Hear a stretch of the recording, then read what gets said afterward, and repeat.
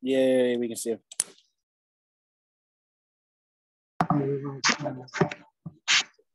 And we can hear you. We are recording. Recording. Whack. You're right. What was I thinking? Local alert. Oh, right.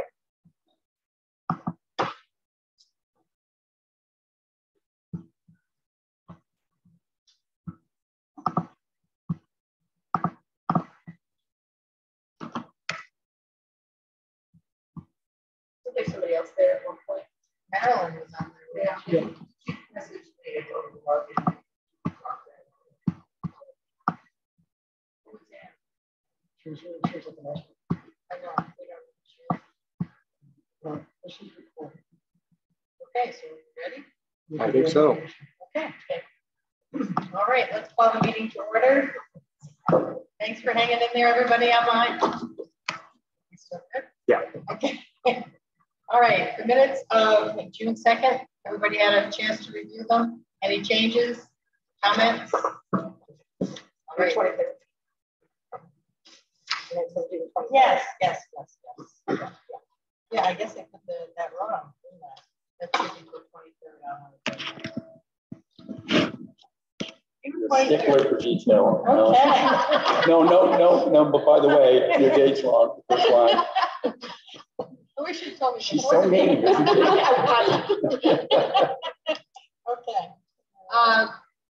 Can I have a motion to accept the minutes? I'll make a motion. Second? Second. All right, all in favor? Next, we're going to discuss the social makeup of the village. And Jared and Jackie have the floor. Thank you. And thank you everyone online for bearing with us.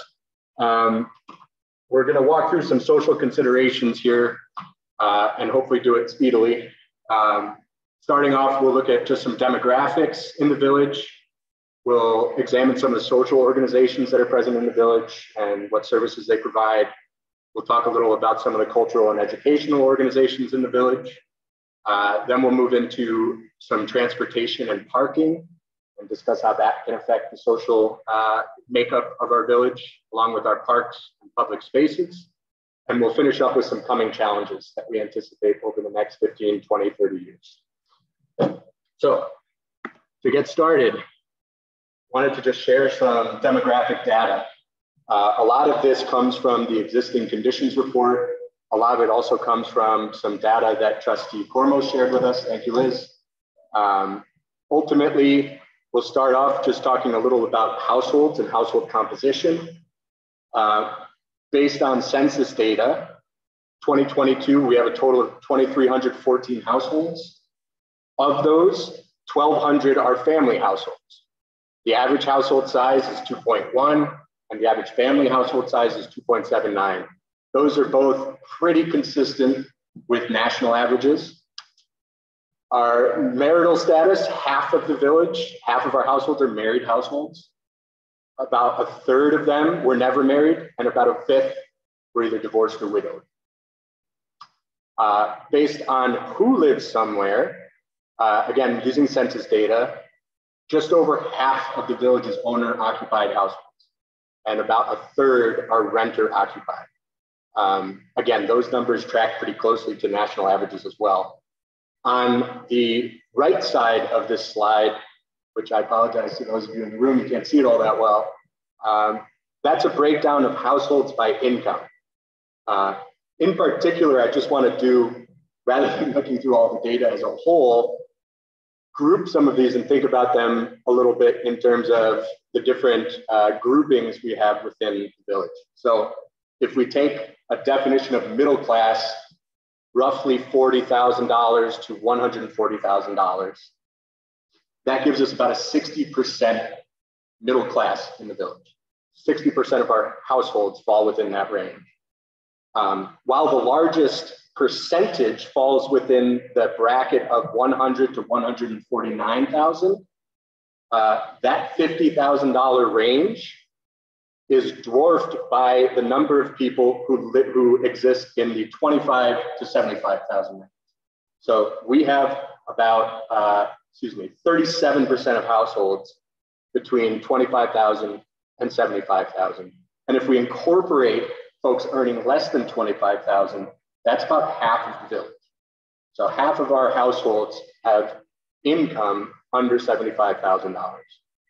We'll come back to that in a little bit, just as we talk about some of the social organizations and what they do. But just for comparison's sake, the village, in comparison to Saratoga County, has a larger share of households earning lower than 75 and a smaller share earning more than 75. Again, and if I'm following the trends correctly, it looks like we're getting poorer based on this chart on the right. Matt, that does seem to be a trend, and something for us to keep in mind, I think, especially when we talk about what social services are available through nonprofits. I left that thing off the lower system. I'll try, John. There we go.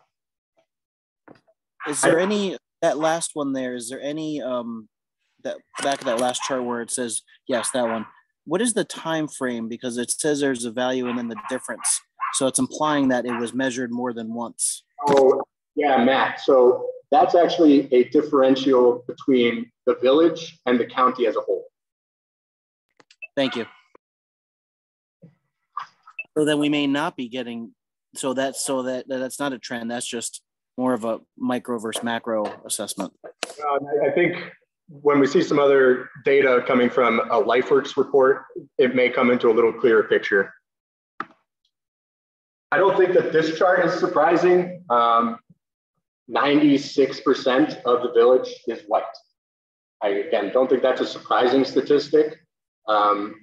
We weren't able to track a massive change in the ethnic or racial makeup of the village. However, we do have some very small minority populations that are present in the village. And it's certainly worth considering what we do as a village, what social services we support and promote as a village, and how they may address some of the ethnic and racial divisions that are present as well. This next slide is, again, taken from some of the data that Trustee Cormos provided. There's some pretty interesting stuff up here, some that we've kind of already talked about, but I want to focus first on the top, the 4 bars under education. What that indicates is that we're relatively well educated in the village. And I say relatively because we have a higher percentage of high school graduates than the state as a whole. We have a lower percentage of bachelor's degree and higher attainment than New York State as a whole. So we're kind of in this middle ground where a lot of folks have gotten some education, but we haven't a ton of people with higher education, professional degrees, graduate degrees. The median household income in the village exceeds the national median income, as does our per capita income. Our median net worth trails the national median. For everyone's sake that's here in the room and on the call, we've loaded this deck into the shared drive for this committee. There's a number of slides that we slotted into an appendix at the back, including some more detailed breakdowns in the data here. I'm not going to go into all of that, but for your reference, you can find that in the slide deck. I do want to look a little bit at labor force and aging. Particularly, I think it's notable that there's a 2.2% unemployment rate.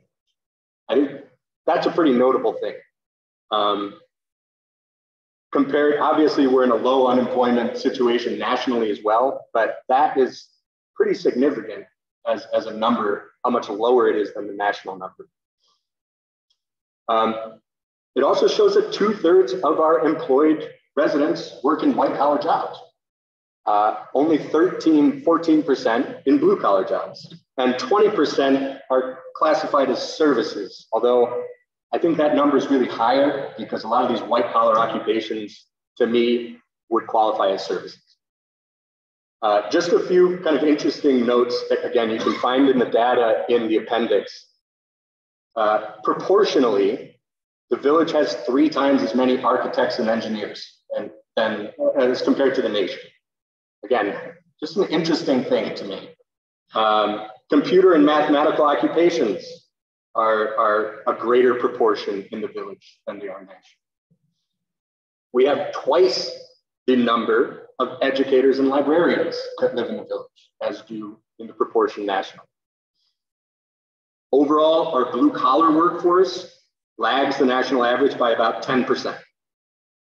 So we have this high concentration in services, some, I think, unique occupations, education, librarian, architects, engineers, that we seem to have a high concentration in the village for whatever reason that is.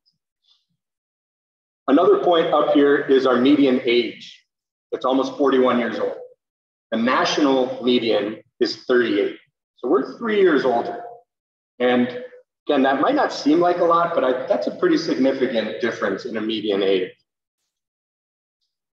Over 65 is 18.5% of the village. Under 14 is 17%. Our share of over 65 is higher than the national share. Our share of under 14 is lower than the national share. So we have an aging population in the village. Move on to the next slide here. Thinking about aging, 40% of the village is 50 and over. About half of the residents who are 50 and over live in family households. The other half live in non-family households. And the majority of older residents, almost 60% of residents who are over 50, live in their own units. These are pretty significant things as well. It ultimately means for our over 50 population, particularly those living in non-family households, they might not have others who are able to help them on a day-to-day basis with maintenance of their homes, running errands, getting places, transportation. They may not have a caregiver in an emergency situation.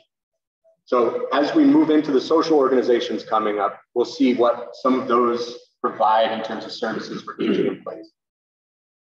There's something else we could take from this, though, I think, and that's that with a large working population, 2.2% unemployed, or excuse me, an unemployment level, all of the over 50 residents that we have, while many of them are working, many of them will start to age out of the workforce in the next 10, 15, 20 years. Additionally, as the population ages, we'll want to attract more young folks, young professionals, young workers to pick up where our aging residents have left off. We've talked a lot in the past meetings about getting more young folks involved in the village, and I think all of this data supports that. The last thing I want to talk about with age before moving on, about a third of the village is 18 to 44. Many of those are young families. They may be working more than one job. They don't have maybe a lot of time, a lot of extra responsibilities. For many of them as well, they may not know about opportunities in the village where they can get involved, how they may be able to get involved. Additionally, there's historically been a limited number of voices and viewpoints that are heard in a lot of village proceedings. I'd like to see within our plan some sort of guiding principle that encourages our village government moving forward to proactively seek out younger voices to participate in committees, to serve on boards, and additionally, to potentially limit the terms that somebody else can serve on a board or a committee. Again, to enable young voices, not only to feel like there's an opportunity, but to recognize that there's a place for them should they be interested in that opportunity. All right. Anything about the demographic data before we look at social organizations? All right. I'll try to be quick here. I'm not going to go through everything. In the slide deck, on this slide, all of this is hyperlinked. So if anyone wants to review what organizations I've identified here, this is by no means an exhaustive list of our social organizations in the village. But I wanted to highlight a number, particularly considering the demographics that we just talked about. How old are your base numbers? The demographic data, yeah. The oldest is from 2020. Okay, yeah. So most of those numbers come from census data that Trustee Cormos provided. Okay.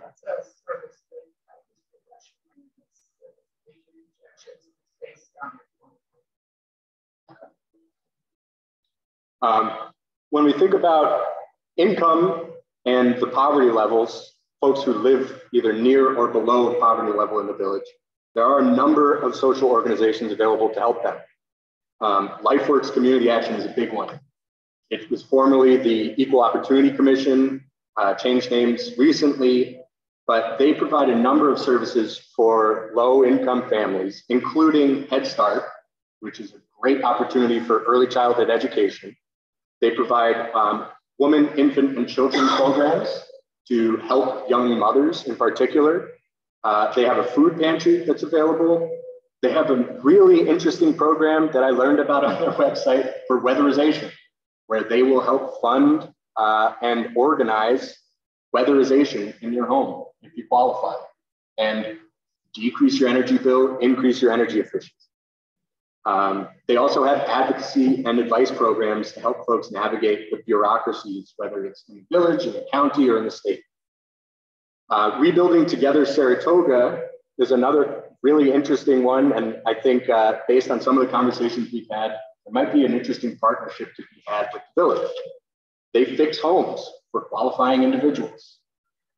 Folks can apply with them, and through their organization, they do all of the logistics, they get the supplies, they coordinate volunteers and contractors, and they do rehabilitation on homes all throughout Saratoga County.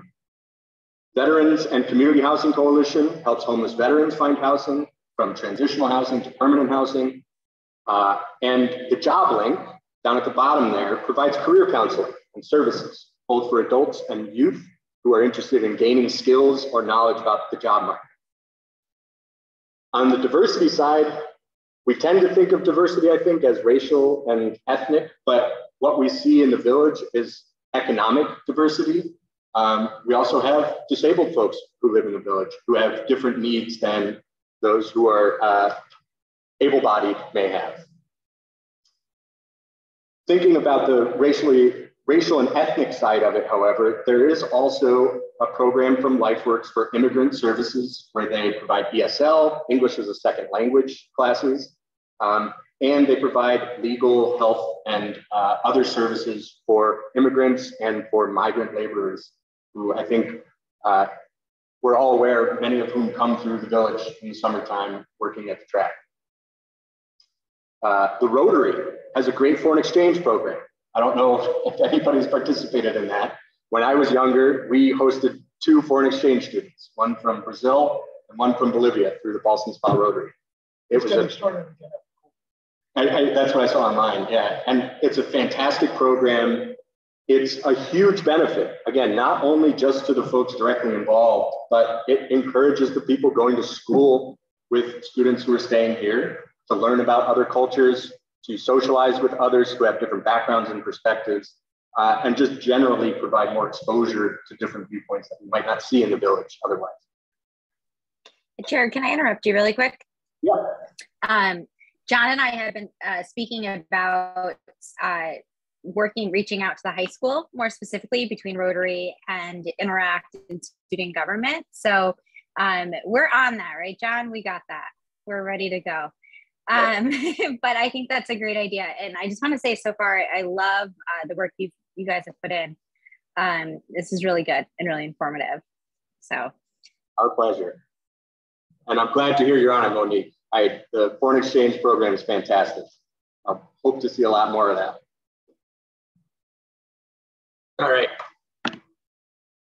I also want to touch briefly on culture and education. I mentioned again, we have a large proportion of educators and librarians in the village.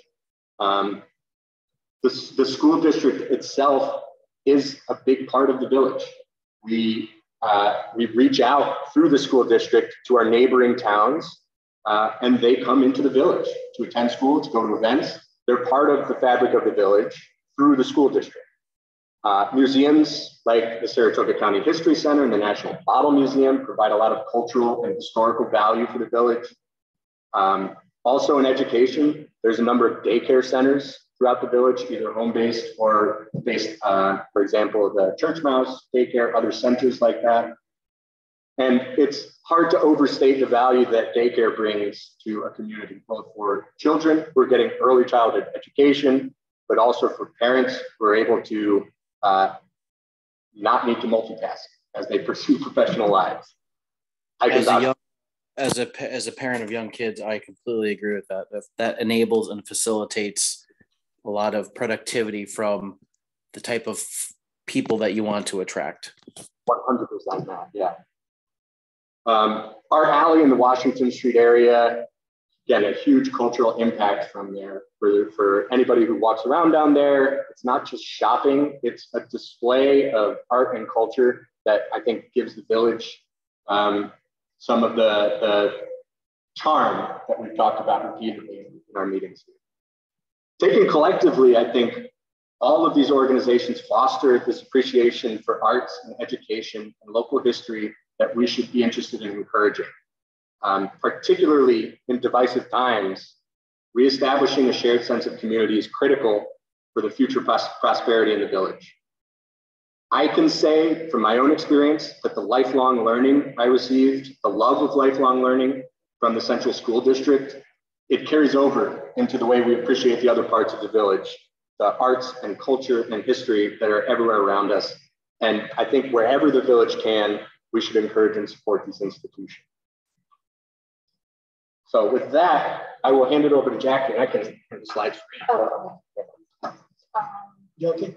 Yeah. So I should bring the microphone to you and hold it. Yeah. Because okay. your voice is very small. It is.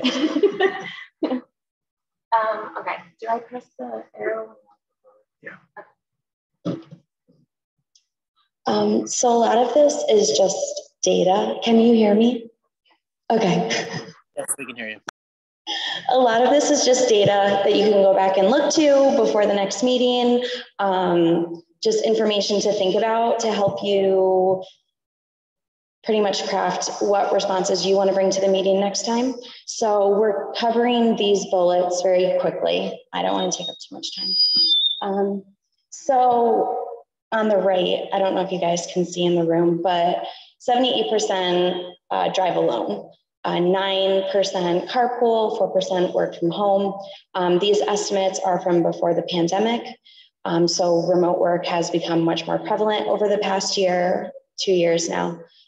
Even as things begin to return to normal, remote work could become much more popular, and shares of workers who stay home may increase across all age groups. So that would be an important factor to incorporate. These numbers may be skewed a little bit pre-pandemic. The vehicles available per household, I'm scared to go near the computer. So 91 households do not have a car in the village.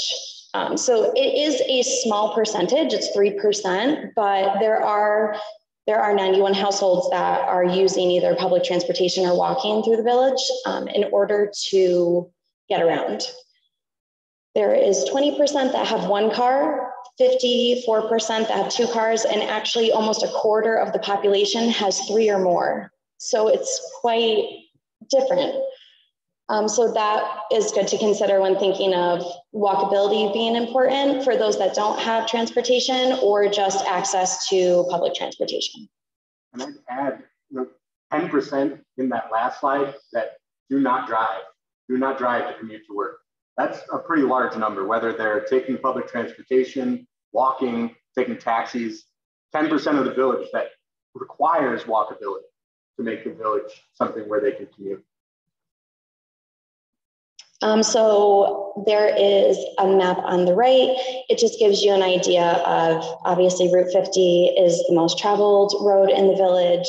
Route 67 is the second.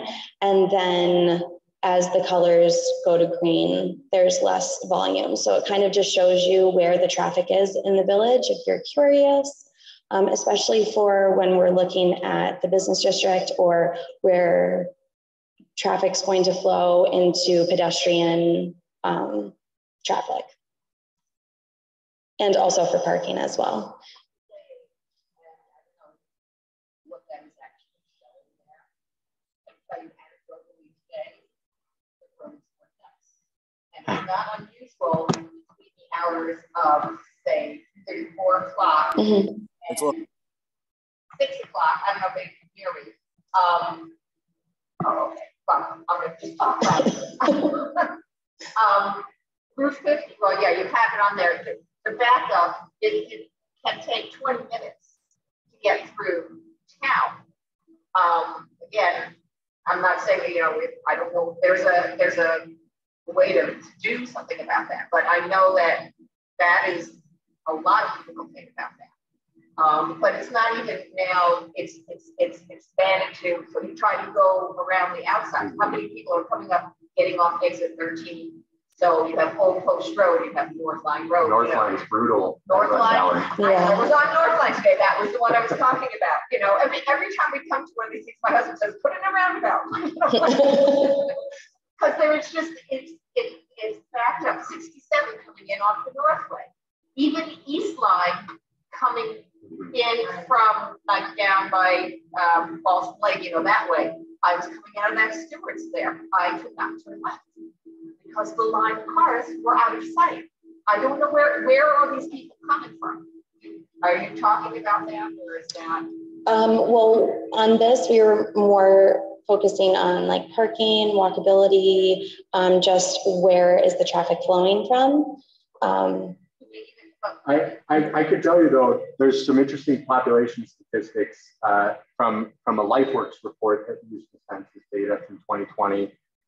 Saratoga County from 2000 to 2019, the population increased by about 17% compared to 3% in New York State. So there's been pretty vast growth in Saratoga County, and that may be it. It's just, But that's something that we have to capitalize. Go ahead, Matt. That's something that we have to capitalize on.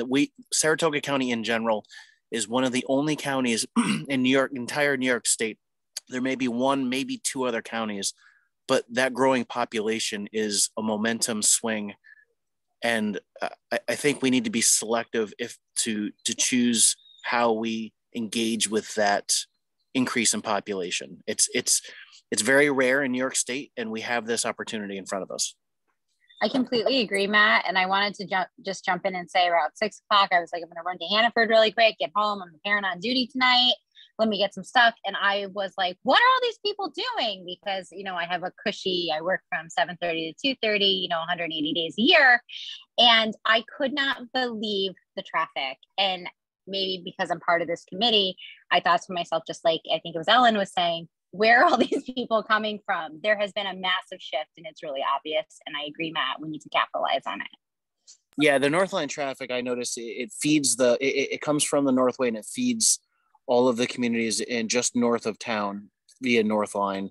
And Route 67 is just out of control. I think that's one of, if I heard correctly, I think Route 67 is one of the most trafficked viaducts in central Saratoga County.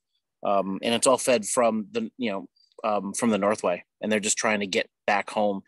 And development is happening in Charlton, and it's happening in Saratoga, Boston Lake, and it all has to go through Boston Spa, to get home. If I could say something about congestion, I think it's excellent. You gotta speak up a little, John. Yeah, we can't hear. I think I like the congestion because, first of all, any place that has vitality and life has congestion. When you think of the great cities of the world, you think of Fifth Avenue, you think of Piccadilly Circus, or something. You say that congestion provides life to the image of the village. And while it may take people a while to get through, that's sort of good too, because while they're waiting for a stoplight on Northern Avenue, they're looking at the stores. And it is actually I think, a positive thing for the village to have that congestion. I know there in the past have been people who have said we should have a bypass, but I look at places like Broad Auburn, even North Creek, they have bypasses and they die. So Agreed. Sorry. No, I appreciate it. Okay. Yeah, well, thanks.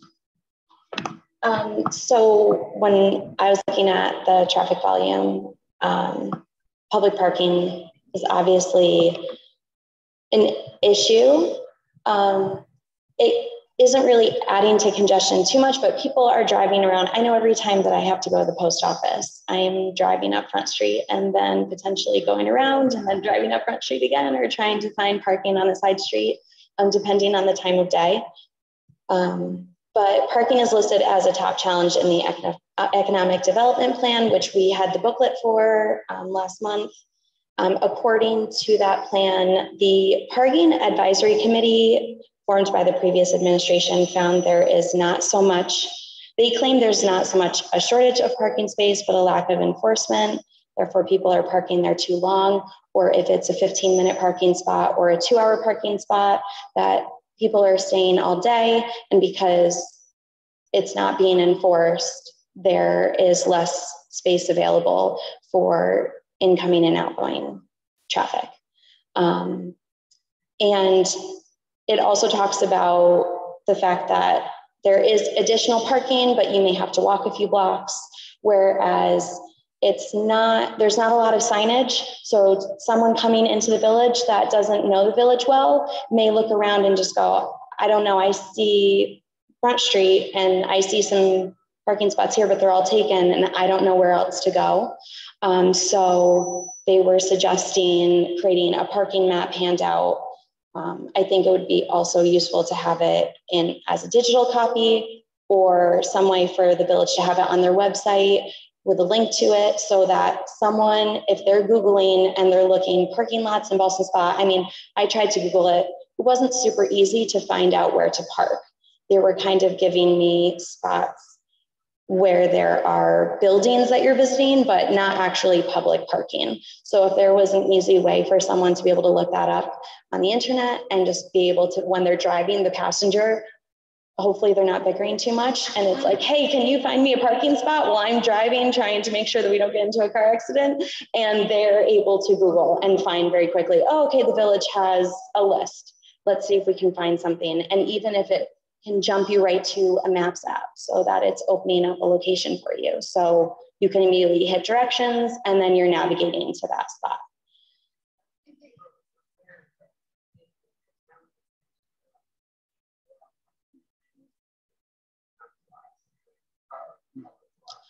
Oh, okay.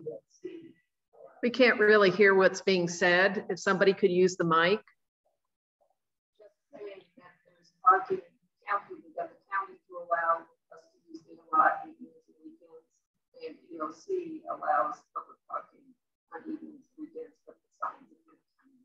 Oh, yeah. So I didn't know that. So yeah, a lot of surprise some people don't know that. So what I noticed the mapping, and it is old school, and I think you're right, there should be a Google kind of thing. The BSBPA this year, when they did the map guide, we have a section that has parking in Ballston Spa, and it lists the ones that Liz mentioned. It lists where there's 2-hour parking. It lists where all the parking lots, the actual municipal parking lots in town, and where you can park. So people don't know that on Front Street, anything beyond Bath Street, on the street parking is not true. People go down there and check those. It's just right in front of the shops, up below street, a certain part of Milton Avenue, but you have to know that. So what one of the things we did is, yes, so people who have a map guide could look and say, oh yes, I can park here. Okay. But I agree with you, it's something people can. Yes, and people from out of town or even just in other counties that may not know the village well, because I didn't even know that. I would have never parked there because I get so nervous about it. Or even real time when you're driving down the road, we can have more parking signs in more prominent locations. So on Front Street, we can kind of guide them to them. In addition, you'll have the various organizations that the village calls the parking lots. And I think that's under contract. I assume it's under contract one way or another. And I would think the contracts should be able to allow parking when the organizations are not normally using those lots. And if you're putting the parking information on the out there electronically, then you can also indicate when those lots are available for public parking. Yes, definitely, especially because if there's multi-use for the parking, depending on whether it's day or night and weekend, there are a lot of people like me who are super nervous and will err on the side of caution and just look for another spot. So that leads to people just kind of driving around. And if their errands aren't pertinent, they may just bypass instead of trying to find parking. Like, oh, I wanted to check out this store. Well, I can't find parking. It's not really actually a big deal. And now they're leaving it. If it's something that like you need to stop at the post office, that might be more necessary. But for people that are kind of just exploring, it does kind of deter people. And Jackie, just one small comment. You know, within the last 2 years, the county parking lots on West High Street have been posted as to not being available during business hours for the public. So I realize that's a little bit further away from Front Street, might be a different issue, but even then, that also deters visitors. If they know they can't pull their car into those parking lots during business hours, there's really no need for people to really look further. It's, you know, the village is tight on spaces downtown to begin with.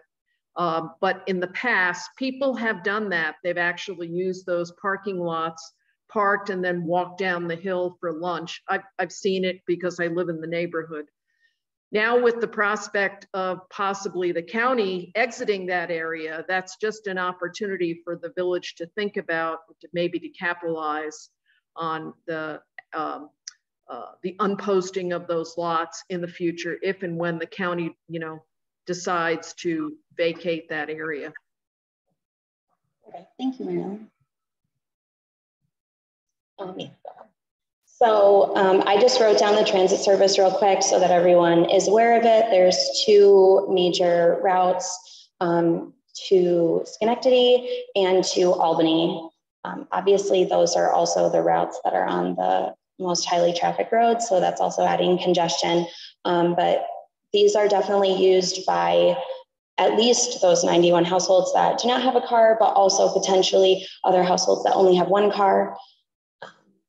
So that's more informational than anything. So the village has a pedestrian and bicycle master plan. I just grabbed a few things really quick from it. The map kind of shows a legend of where there are sidewalks, if they're partially accessible, fully accessible, to kind of give an idea of where they are. Definitely all of the plans that I read want to focus on making the central business district and to Malta Ave accessible first, or to improve the walkways there. But the plan itself found that sidewalks are generally present in the village. However, gaps and poor conditions do impact the connectivity of the sidewalk system.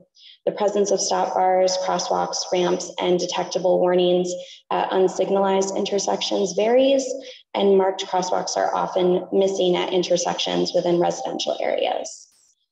So this plan and the committee that's working with it are already kind of looking at places that need improvement, and they were talking about, they've been working on recommendations for priority locations where signage and repaving and reconstruction projects are most important.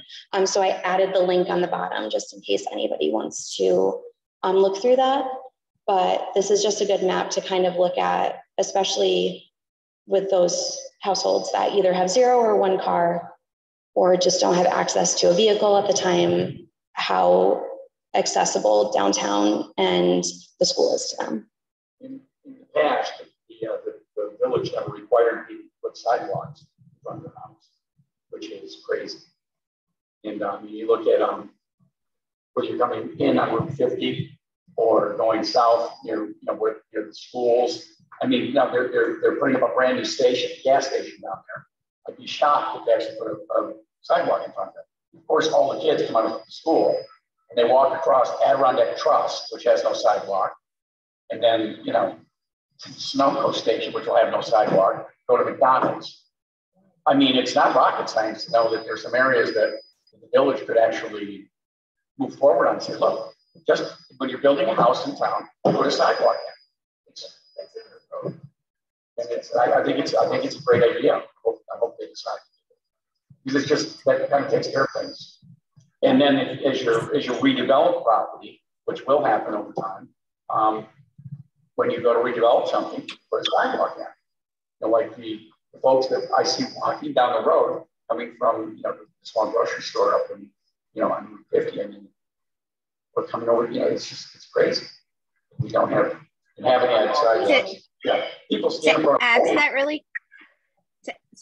that really quick, that's the town of Ballston up there.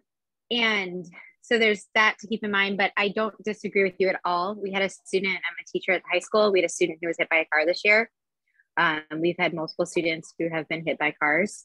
And despite working with the town of Ballston, the school district, you know, there's still, of course, so much traffic. It's a really dangerous corner. And so, like, you know, it's definitely, your points are incredibly valid. And I couldn't agree more with you. But that particular corner is the town of Ballston. So I'm not sure what. Even Hyde Boulevard, which has all the soccer fields, has no sidewalks, which is crazy. You know, I agree with you. I've noticed that too. Even like the Kelly Park and the pool, you know, it's a little hairy up there.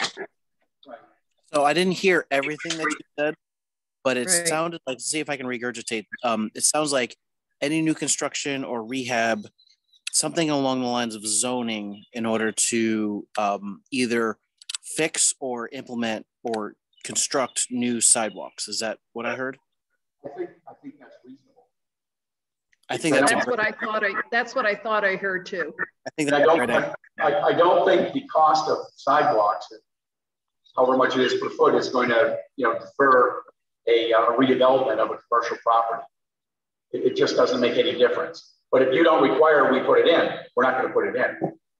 Or even residential, if there is already an existing sidewalk, rehab it. But there needs to be some type of program above and beyond the current one to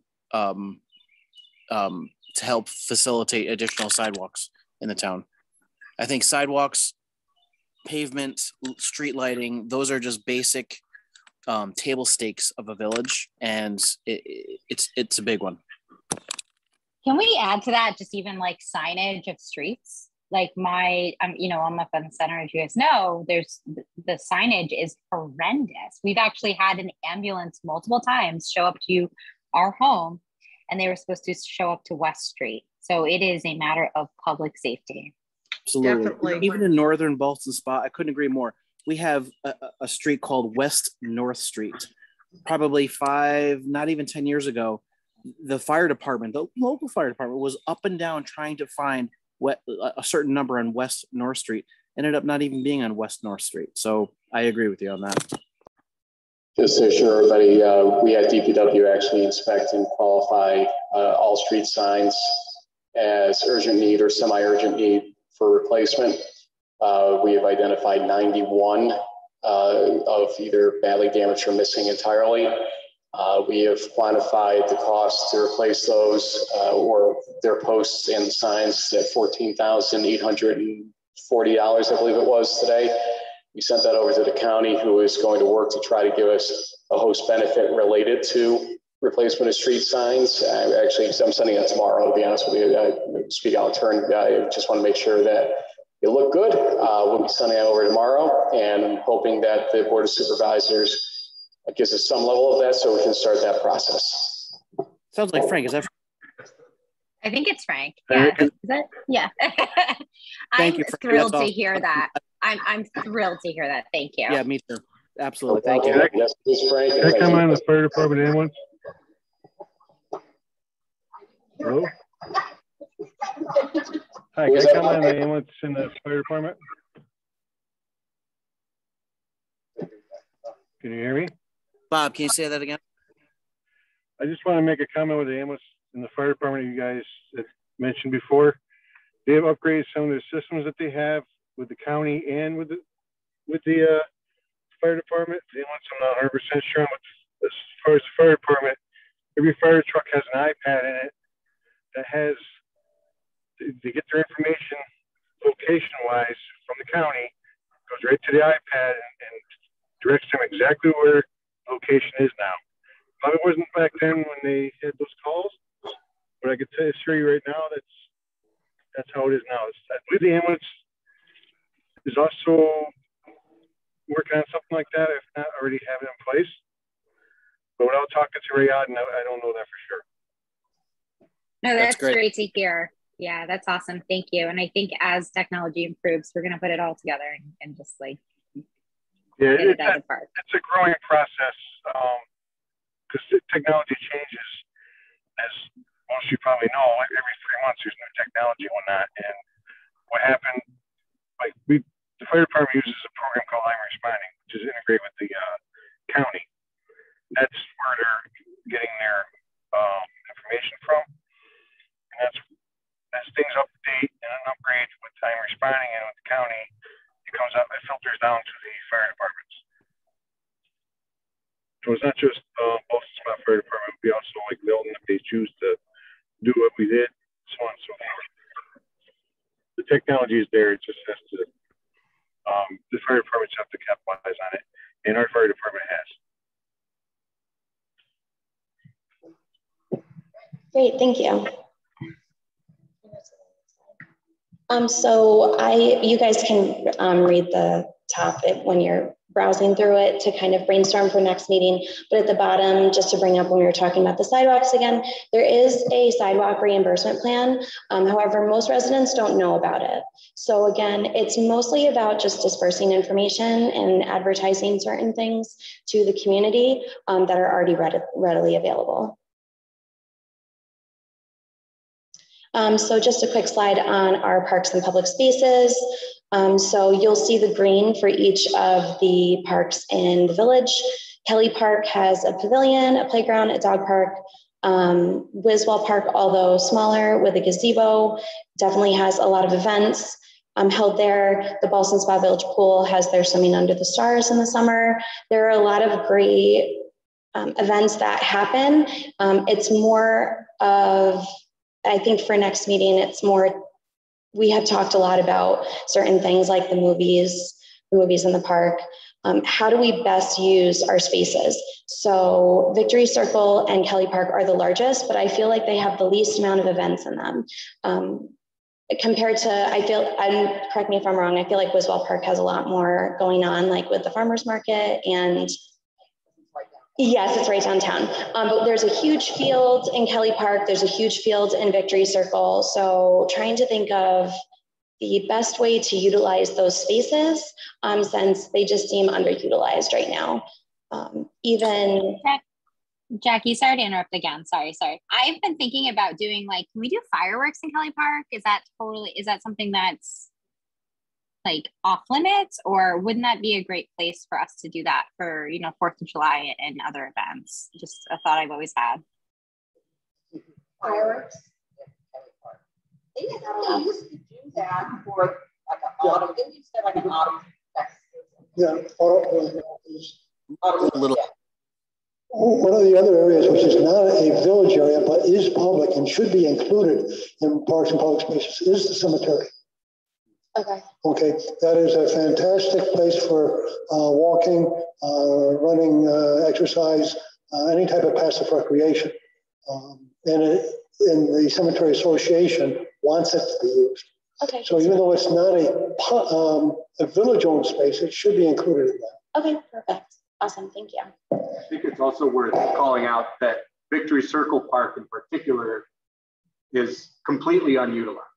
When we did our village tour, I've been familiar with Victory Circle for a long time, but I think many others were not aware that there's this huge space there.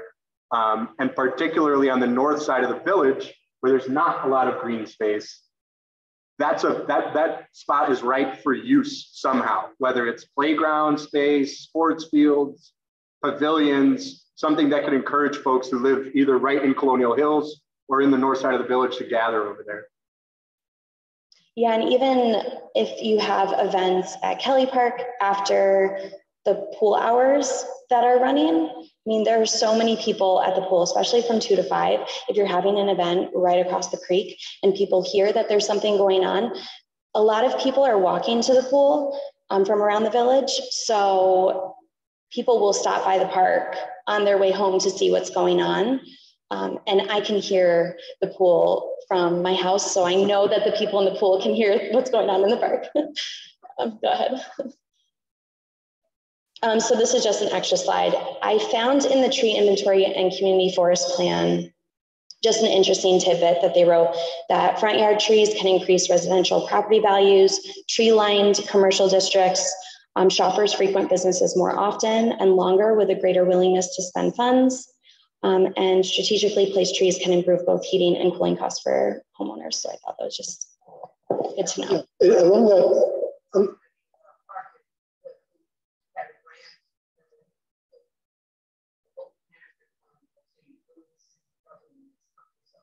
okay, perfect. Awesome. One of the concerns I have are the trees along Milton Avenue that the state put in when it reconstructed Milton Avenue, the locust trees. And there seems to be a thought that it's better to cut the tree down than it is to replace the concrete in the sidewalk and do some surgery on the roots.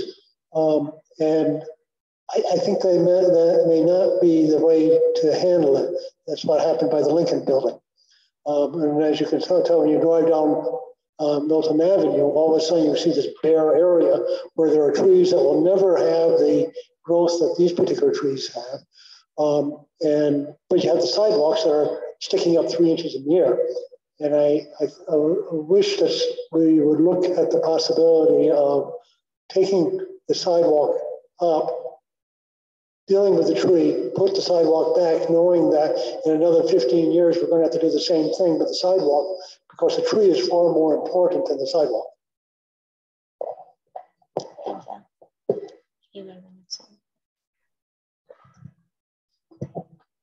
All right, I'll go through these pretty quickly here. I appreciate all of y'all's patience.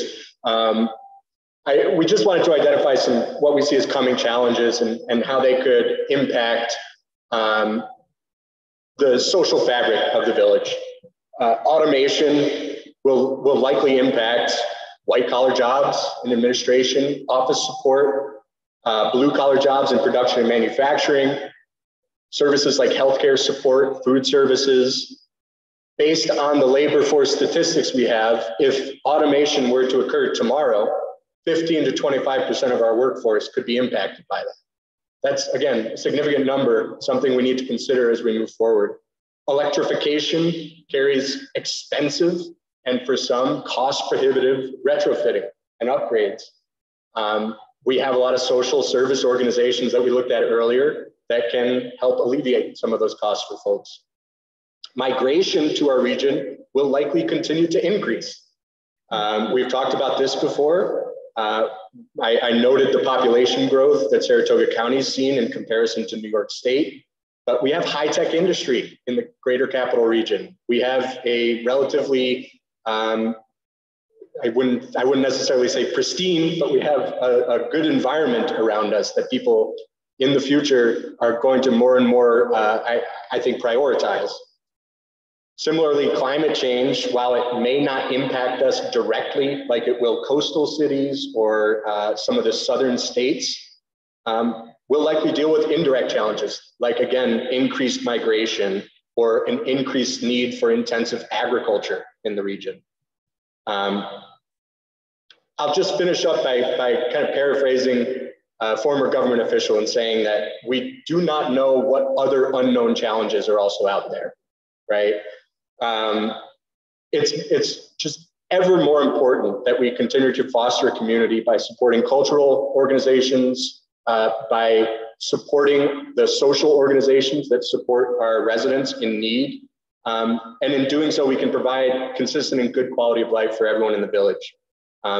Additionally, the more inclusive we can be by increasing the number of voices and viewpoints that are present in committees and in boards. That will help, again, address these problems in the future that we just don't know yet. One last slide. Oops. We developed some questions just to think about as well as we digest the data and all the information we've heard here tonight.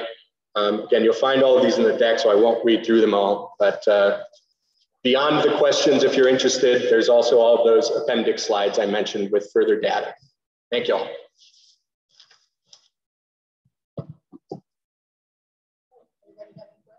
Could you explain electrification, what you mean by that? Yeah, I mean, as we move away from gas and oil, as we electrify, whether through green energy or natural gas power, that's going to be costly for a lot of folks. Especially, we have a lot of historic homes in the village, historic businesses. Retrofitting will be expensive. It's already happening last several months. Yeah. Mm. It will be extremely costly. Yeah. But again, you know, some of the social organizations, the Saratoga, oh gosh, I can't even remember their name. Rebuilding Saratoga, Rebuilding Together, LifeWorks, they both provide opportunities for folks who qualify, income levels qualify to get assistance for those. I think one of the things that you mentioned, it is important, and I use this committee really as a guideline, is that seeing you guys here, and I was just talking to somebody about this, it's really important that you're here because this is your future. I mean, you know, old people like us. See how she is? That's so true. But it's so true. I mean, it really is. Because the buy-in is so important for people who are, yes, right now you're in and Matt said it too, you're in the prime of your life with the busyness and everything, the kids and going this way that I want those people not to lose the thread, and that, you know, that input is important, because, you know, those are you're the ones who are going to be carried on. Yeah. At that point. And, you know, I think we've talked about the village liaison role, whatever that role would be. That's a really important thing to encourage further participation from people who are not involved, not just young folks, but other folks who just aren't involved. They don't know what's going on. Maybe they work multiple jobs, maybe they have family members they care for, whatever it is. They don't necessarily choose to devote additional time to searching for those opportunities. If we can bring them to them, they might be more willing to join us. The thing that to follow up on what you were saying, Ellen, about the unplanned composition of this committee, is that almost all of you, of those who came on to the committee, and those of you, I think you're under 40, everybody. You also, most of you went to school here and came back, or decided that this is really a community that's an important community, and not in that particular aspect is, I think, a hidden nut that we have to uncover when we're talking about these social issues. And each one of you have lived it, which I think is great. Okay.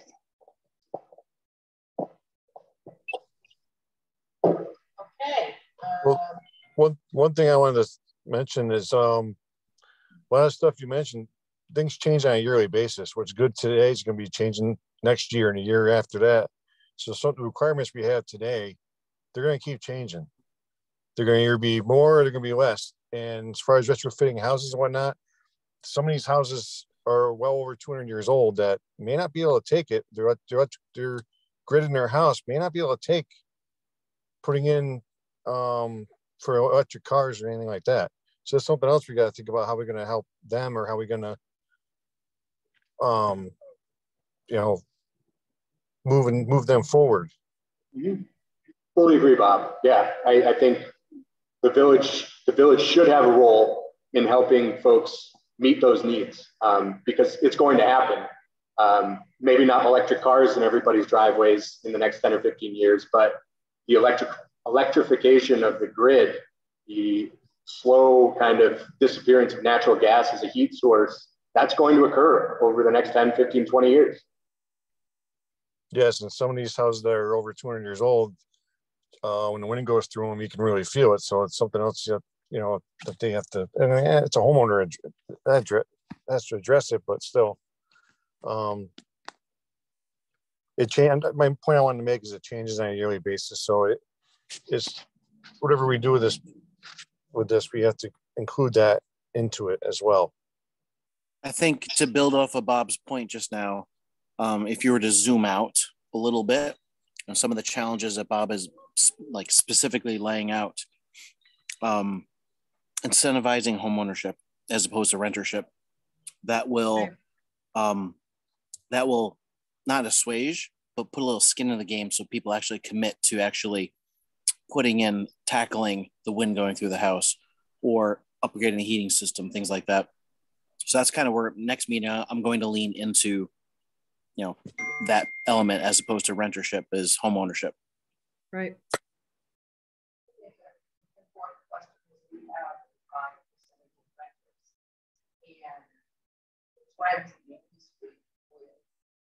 I'm sorry, can you speak a little bit? You can't hear. I'm saying we already have a high percentage of renters in the village. And with the trends in the industry with corporations buying single family homes and Airbnb, all of that, how are you going to deal with that? The pressures are going in the wrong direction. They're not going towards home ownership. And happening. So we have an opportunity to double down. I'm not sure what the answer is, but just pointing out the obvious that all around, even between here and 4 miles out on Route 50 south of here, there are 4 massive renter complexes. Right. There is more based on, you know, Dodge reports 5-10 years ago. Global Foundries was coming in, transient, high paid, white collar jobs were coming into the market. They were unsure of their own future, so they rent. However, in the village, we're a village of friends. We want to create an environment of friendship and sense of home. And to do that is, I'm not sure about the how, but I think the intent should be to focus on home ownership as opposed to rentership. We have plenty of rentership around the village. We can differentiate. There's an opportunity to differentiate ourselves within the village via home ownership. Agreed. One of the things which may actually encourage home ownership or may not is that the legislative change in 2019 with the landlord-tenant law. It was designed by people who are very familiar with the landlord-tenant law of New York City. And as a result, it has made it incredibly difficult for individuals to have 1 or 2 units as landlords. And it is, in order to really succeed in the landlord business now, it is really going towards corporations that own a lot of units, because with a large number of rentals, you can handle the problem tenants. Individuals are having a very difficult time now doing that under the new law. So the law is actually going to make individual rental units owned by the person who lives in the village more scarce. Now, whether those units go into owner housing or whether they're taken up by corporations, that's an unknown. John, to that point, a few meetings back, I mentioned a type of legislation that other municipalities have introduced in the past called the right of first refusal, in which a landlord who is selling their property with a tenant has to offer the property to the tenant first. And if the tenant agrees to pay it, the landlord can still shop if they want to increase the price, but the tenant has a right to match that price that's agreed to and purchase it directly from them. And especially if we're seeing single family housing go into the hands of corporations in the next 5 years, now's the time to act on that to prevent a complete ship off of housing stock. into renters. But most people who are renting, not everyone, but most people who are renting do not have the economic background to actually be buyers. That's why they're renting. To some degree, but most people who are renting are also paying more to rent than the mortgage and the insurance on the home that they're renting. So right, exactly. And that's where the high paying white collar jobs from Global Foundries over in Malta, that's where that demographic kind of bleeds in. So that kind of challenges that assumption. Yeah. So something for us to consider, I think, if we're interested in increasing home ownership, that's a way we potentially can do that, even if it's only increasing incrementally. Before we completely get away from the parking issues that you folks had addressed, I mean, one real opportunity for us is to put in some charging stations someplace downtown, and we need to do that because, I mean, my God, Price Chopper puts in charging stations. But the reality is that there are real funds available from the state that they got from the Volkswagen diesel fiasco. And so they are actually funding those. And they're self-monitoring in the sense that you can rent a station for, say, 2 hours. If you stay longer than 2 hours, then you get a $50 charge. And that is controlled by the municipality or the people that own that station. So, I mean, there is a way to make sure that those stations turn over, but that's also going to attract people there. If you guys have been on the Northway and you see the number of Teslas going up and down the road, I mean, there were a lot of them, you know, so I mean, we shouldn't close our eyes to the fact that if we had a location someplace that would be conveniently located for those folks downtown, that would make a lot of sense. And you can actually generate some revenue on it. Yeah. Even mine and Marilyn's presentation a while ago, we were recommending charging stations within the public spaces, and there is money out there. Like we're saying, there's money out there. Excuse me, it's not that hard to. I think they'll give us $30,000 a unit to put them in, which sounds like a lot. But it'll at least cover the cost. And the YMCA out of Malta put in charging units. I think the town of Milton is putting in charging units, either at the community center or over by town hall. So downtown would be a good thought anyway.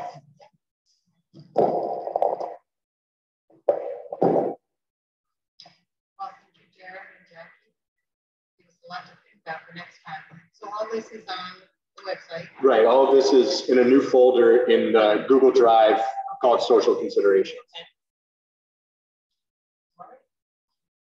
Before you finish with the night, before we finish, I want to just ask about the survey and will we have a chance to go over it? I just talked with Dana with the BSBPA, and as soon as we have this finalized in some form, I mean, they're ready to move and do a QR code and get it out on all their events. They're ready for us to be at the concerts the end of July and the ice cream social this year.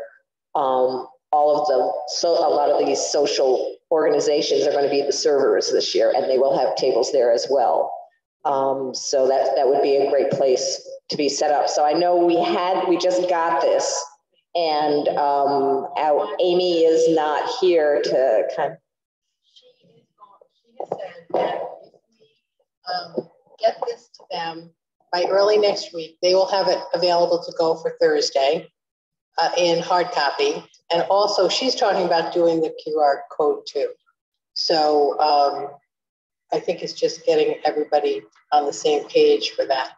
I mean, so do we have to approve this? Well, what we have to do is we have to have like 2 or 3 people that want to sit down, go through this survey, and come up with a final, what we think is a final good one. Have any volunteers? I'll volunteer to help with that in some way because I do have some comments. I had a chance to look at it, but I realize we don't have time to get into the nitty gritty here. So I'd like to volunteer. Okay, Marilyn, John. When's the deadline for this? Really, what they say, Wednesday, and they'd have it ready on Thursday. Okay, you have to get together on Saturday. So is that okay, Marilyn? Does that work for you? Get together when? Saturday. I guess, yeah, just give me a time and I'll try to make it, as long as we can do it in the either earlier morning or later in afternoon.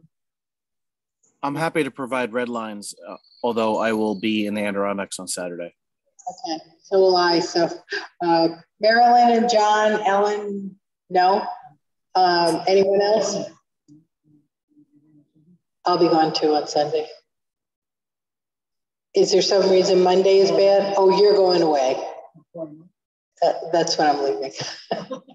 Monday's good for me. And if we want to just do it through red lines, that would be fine with me too. Yeah, that would be fine. We just, if we want to do red lines, we just have to appoint somebody that's going to be the final voice. What red lines? Edits back and forth, comments, and somebody just goes. Oh, okay. I thought there was like some video conferencing. No, I think it's a legal thing, but yeah. It is a legal thing. Matt, are you volunteering to be responsible to take in all the red lines? I can, but not this week. I'll be back, in office mode starting Monday, so I can do that next week. Happy to do so. And I like surveys. Surveys are kind of part and parcel. I thought you were gone. I am gone. I'm gone through Sunday this week. Okay, so we're all going to look at it, send Matt our comments. He will do a red line. Well, actually, Karen, did you submit, or did you actually send out via email the survey document itself? Yes. Yes. Yeah. If you can post that to the Google Drive, that would be the best way to do it. So that way everybody can comment on the Google Drive document, and then I just go through and just go through all of the all in one place. And if you could transmit that by an email to all of us with the link to the drive, that would be helpful. Absolutely. We don't need a committee. Read my mind. Yep. So if you go to the Google Drive, either create a new folder or wherever, and then you can just take the hyperlink and email that hyperlink out, or click the share button and just share it to everybody on the team. The team's already populated, so just hit the share button, and then that way you can click the link and go in, read it themselves, and add comments. And all of the comments are on the same version, so you don't have to worry about versioning anything. And comments are due by Monday. What time Monday? Well, is it due by? Yeah, I would say we need. So let's work backwards. So Amy is what we need a final draft by Wednesday evening, so Amy can do it by Thursday, or does Amy need time between now and Thursday? John thinks she needs it on Tuesday. Okay. All right. So yeah. So Monday night is final comments.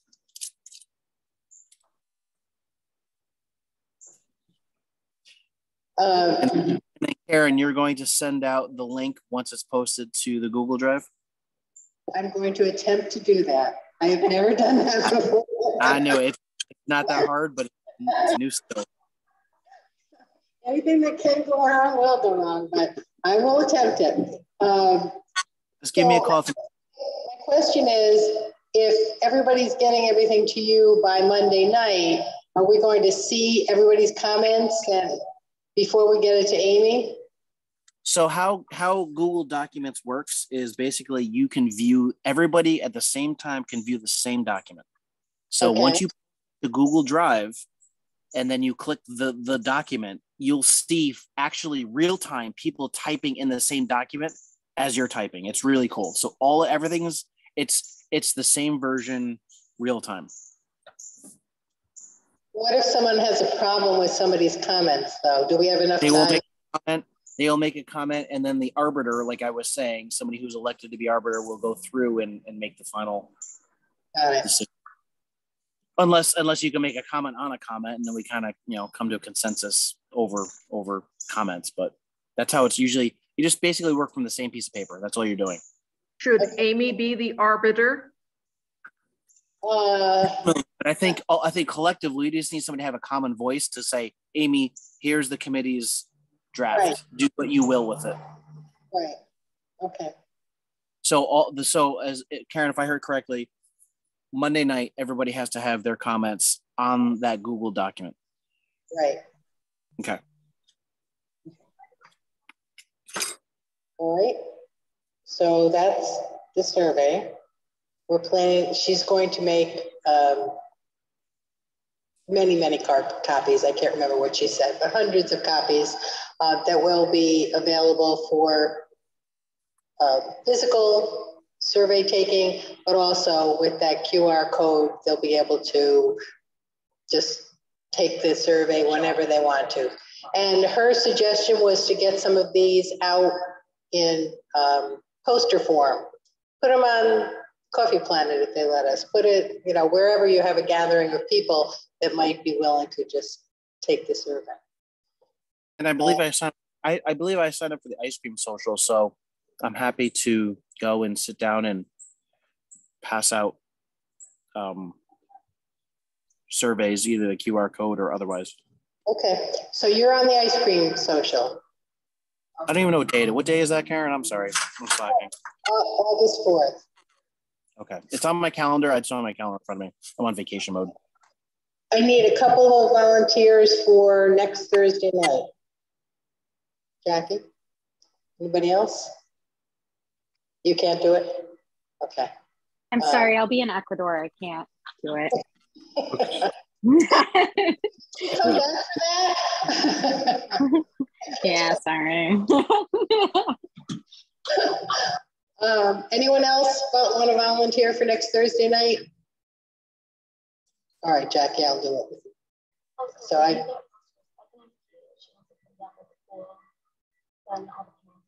oh, that's a good idea. All right. The second, so we've got 2 of these in, just look at my calendar here. The 14th and the 28th. Do we have any volunteers for the 28th? I could do the 28th. Okay, Jared will do 28th.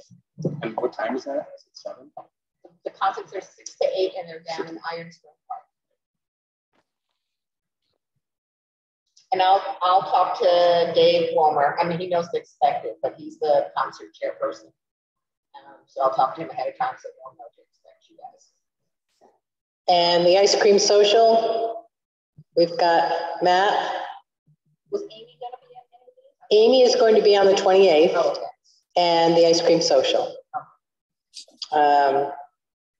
Anybody else want to go to the ice cream social? Yeah. Yeah. Okay. I'm checking staff concerts right now. Oh, okay. All right.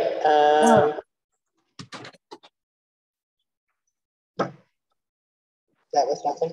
Okay. All right, then I think we have those covered, at least 2 people at each one.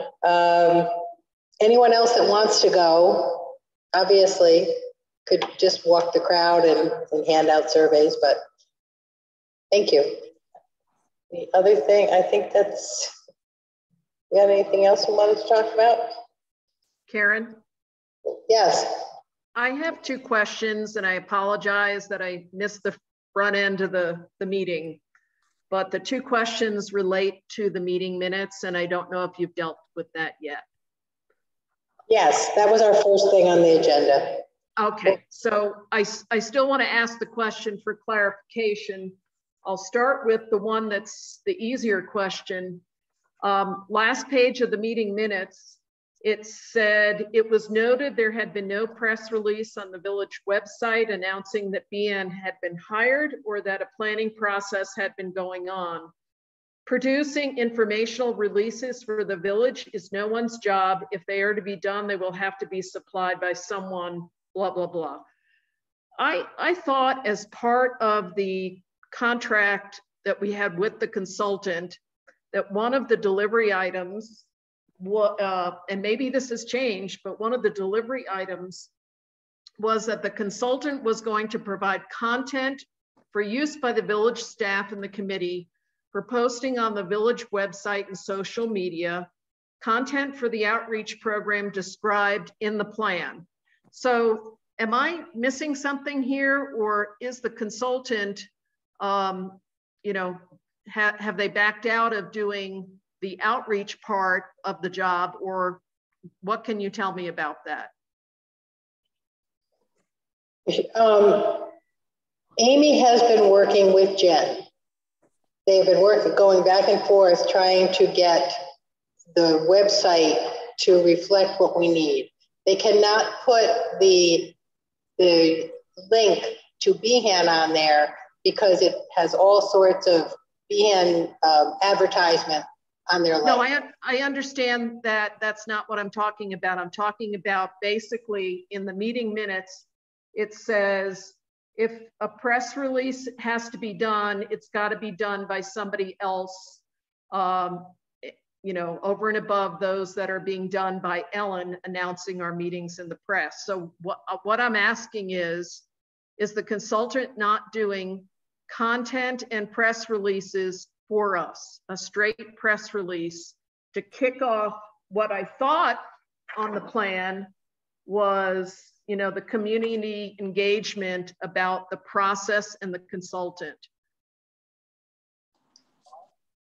Yeah. Because I seem to be missing the point here about whether or not we're doing press releases, or maybe that's part of the plan that's been changed, and I just don't know that. Hey, Marilyn, it's Frank. I just want to say that the other day I signed all the vouchers, obviously, and looked at the invoices, and I saw the Behan invoice for this past month. Look at your shit. Oh, we got this. I'm going to tell my buddy to go pick it up and enjoy dinner on me. I'm sorry. I paid for that shit. And I paid for this shit. Wait a second. I can't hear.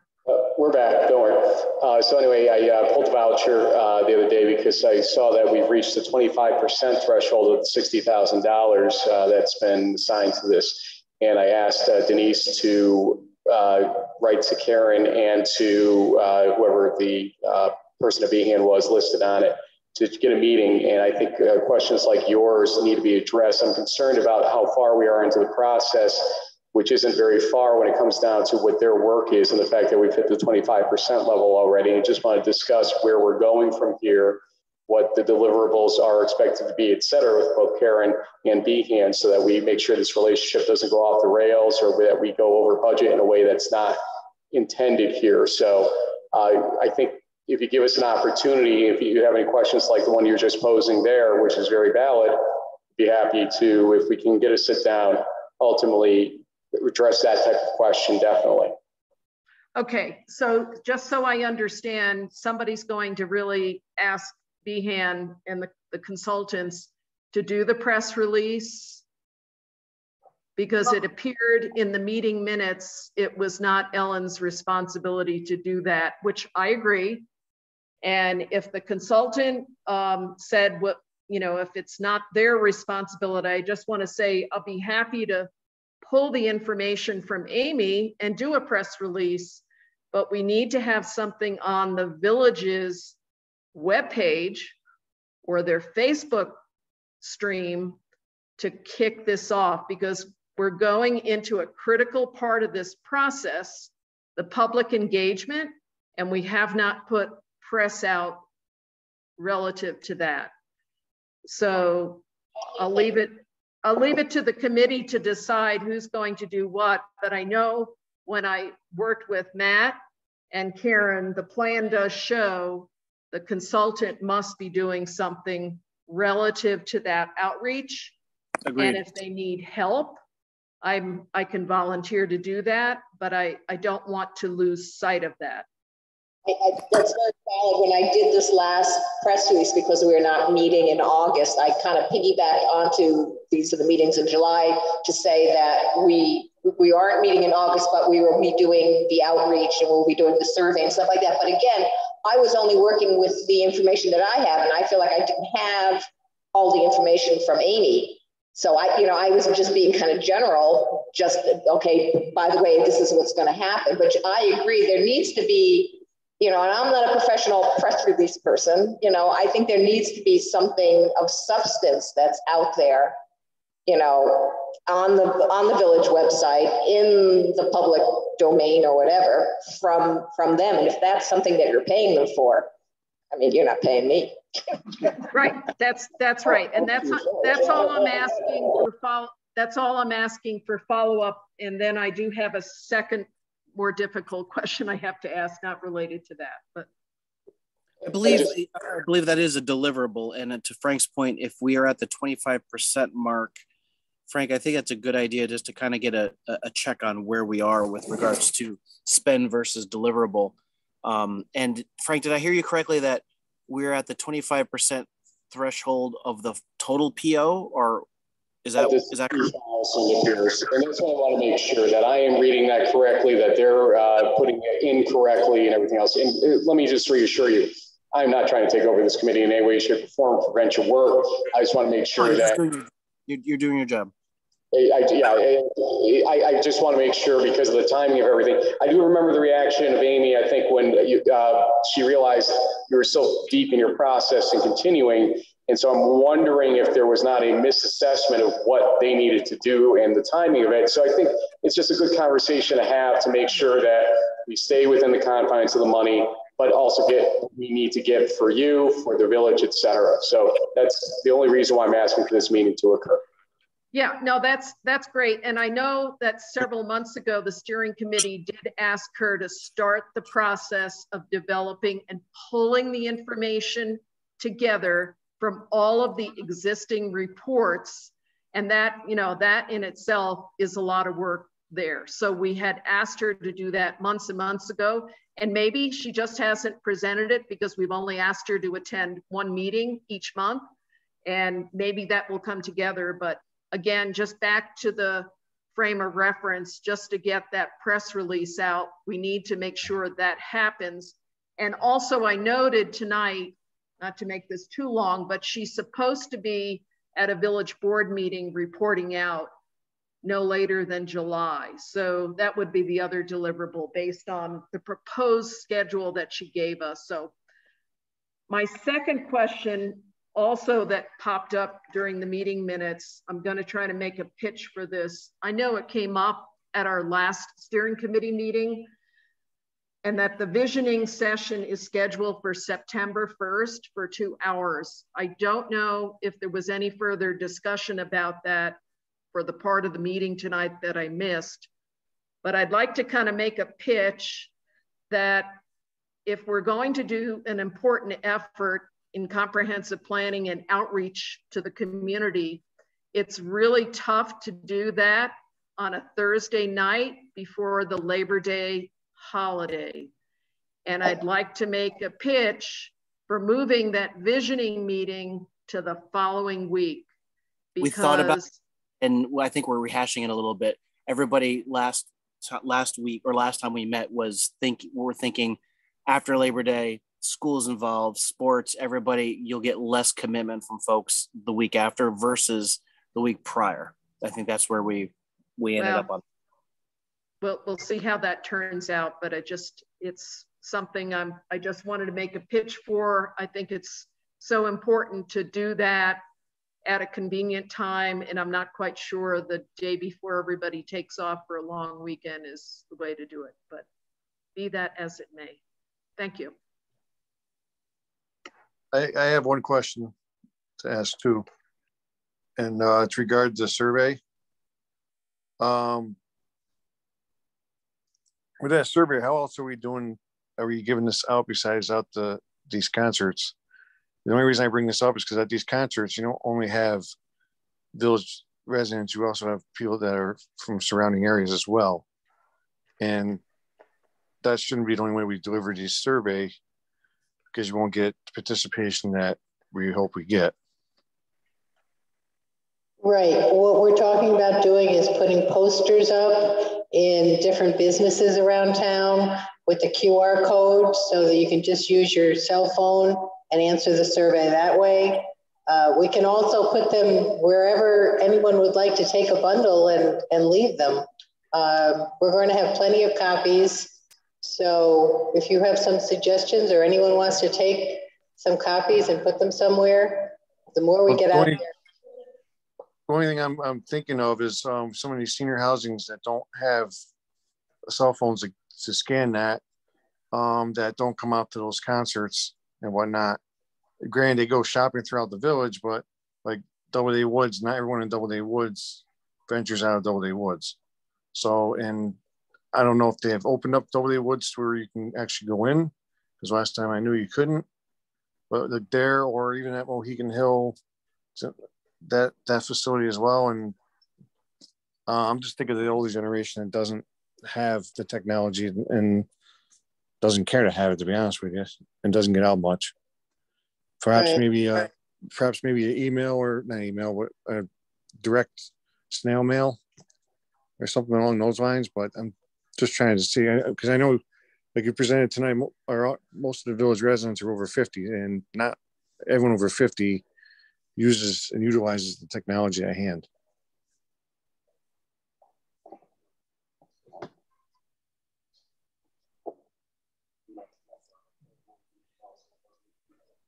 Just something to think about. Okay, thank you. Anyone else? Kind of maybe a Facebook post, or put it on the website, something along those lines. We can do that. All right, is there anything further? I guess we'll end the meeting then. Good night. Good night, everyone. Thank you. Not bad at all.